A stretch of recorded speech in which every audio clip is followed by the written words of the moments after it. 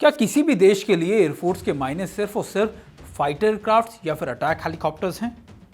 ऐसा बिल्कुल भी नहीं है, क्योंकि इसके मायने कई और ज़्यादा बड़े हैं या फिर आगे तक के हैं। दरअसल पहले शुरुआत हुई थी ट्रांसपोर्टर एयरक्राफ्ट से। वो इसलिए क्योंकि अगर आपको जवानों को एक जगह से दूसरी जगह ले जाना हो तो ट्रांसपोर्टर एयरक्राफ्ट सबसे महत्वपूर्ण थे। 1921 के अंदर पहली बार ब्रिटिश एयरफोर्स ने इसका इस्तेमाल अपने ट्रूप्स को एक जगह से दूसरी जगह ले जाने के लिए किया गया था, और उसके बाद से ही काफ़ी लंबे समय तक इस एयरक्राफ्ट को इस्तेमाल किया गया। जब भारतीय सेना या फिर वायुसेना गठित हुई तब हम काफ़ी लंबे समय तक ब्रिटिश एयरफोर्स के अंडर ही थे। यही वजह है कि ब्रिटिशर्स के कई एयरफोर्स या फिर कई ट्रांसपोर्टर एयरक्राफ्ट भारत ने इस्तेमाल भी किए, और पहला ट्रांसपोर्टर एयरक्राफ्ट का जो ऑपरेशन था वो भारत ने किया आज़ादी के कुछ महीनों या फिर कुछ समय के बाद डकोटा से, जब लगातार कबायली जो थे वो पीओके के इलाके, पाकिस्तान के इलाके से कश्मीर के इलाकों में कैप्चरिंग कर रहे थे, लूटपाट कर रहे थे, और उनका मकसद था कश्मीर को या श्रीनगर को पूरी तरीके से कब्जा लेना। तब इंडियन एयरफोर्स ने, या फिर आप कह सकते हैं कि डकोटा एयरक्राफ्ट से भारतीय सेना के जवानों को श्रीनगर एयरपोर्ट पर पहली बार उतारा गया, और उनका पहला ऑपरेशन था श्रीनगर एयरपोर्ट को पूरी तरीके से कॉर्डन करना या सिक्योर करना। इसके बाद भारतीय सेना ने कई बड़े मौकों के ऊपर अपने ट्रांसपोर्टर एयरक्राफ्ट का इस्तेमाल किया।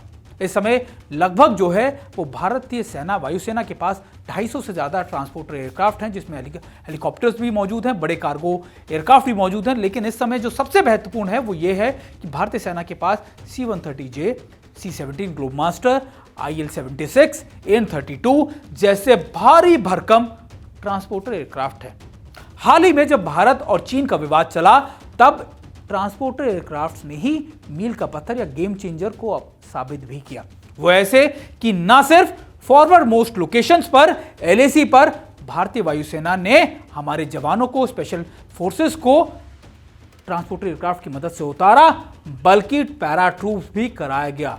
आज भारत की क्षमता इतनी है कि पूरी की पूरी ब्रिगेड को भी पैरा ट्रूपर या पैरा ड्रॉप कराया जा सकता है।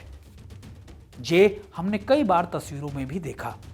ट्रांसपोर्टर एयरक्राफ्ट के साथ साथ उसके ट्रांसपोर्टर हेलीकॉप्टर्स भी बहुत ज़्यादा इंपॉर्टेंट है। भारत के पास हालांकि Mi-17 V5 रशिया के थे, लेकिन भारत ने हाल ही में चिनूक भी अमेरिका से लिए हैं, जिनकी कैपेसिटी, लोड कैपेसिटी या फिर उनकी स्ट्रेंथ और भी ज़्यादा है। आने वाले वक्त में कहा जाता है कि अगर आपको स्मॉल टेक्टिकल ऑपरेशंस करने हो तो आपके लिए ना सिर्फ अटैक हेलीकॉप्टर्स बल्कि ट्रांसपोर्टर हेलीकॉप्टर्स भी बहुत ज़्यादा इंपॉर्टेंट है, क्योंकि अटैक हेलीकॉप्टर्स आपके लिए सिक्योर करेगा, और ट्रांसपोर्टर एयरक्राफ्ट से या फिर आप हेलीकॉप्टर से अपने ट्रूप्स को उतारेंगे, एरिया को डोमिनेट करेंगे, ऑपरेशन करने के बाद वापस अपनी लोकेशन पे चले जाएंगे। स्पेशल फोर्सेस के लिए या फिर इंटीग्रेशन के लिए ये ट्रांसपोर्टर हेलीकॉप्टर्स या एयरक्राफ्ट बहुत ज़्यादा महत्वपूर्ण है। यही वजह है कि भारत लगातार अपनी इन स्क्वाड्रंस के अंदर, आप कह सकते हैं कि बहुत तेज़ी से इजाफा कर रहा है। माना यह भी जाता है कि अगर अमेरिका के बाद कोई सबसे बड़ी ट्रांसपोर्टर फ्लीट है तो भारत के पास है, वो खास तौर पे C-130 हो या फिर ग्लोबमास्टर की बात कर लें तो लगातार भारत इनमें अपना इजाफा भी ट्रांसपोर्टर एयरक्राफ्ट या फिर इन एयरक्राफ्ट के लिए करता जा रहा है। आने वाले वक्त में भारत को अगर अपनी क्षमताएं बढ़ानी है तो ना सिर्फ अटैक हेलीकॉप्टर्स एयरक्राफ्ट की जरूरत पड़ेगी, बल्कि ट्रांसपोर्टर्स की भी उतनी ही जरूरत भारत को पड़ने वाली है। देखते रहिए TV9 भारतवर्ष का डिजिटल प्लेटफॉर्म। आपको इसी तरीके से भारत की ना सिर्फ क्षमताओं के बारे में, शौर्य गाथाओं के बारे में बताते रहेंगे, बल्कि ये भी बताते रहेंगे कि कैसे भारत आज दुनिया के उन चुनिंदा देशों में शामिल है जो अपनी सुरक्षा के लिए सबसे मजबूत, सबसे तेजी से खड़ा हो सकता है। नमस्कार।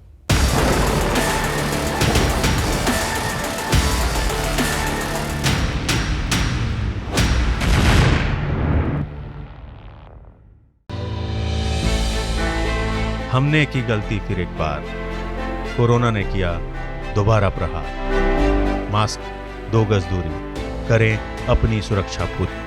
कोरोना टीका हम सबको लगाना है, मिलकर साथ समझदारी से कोरोना को हराना है।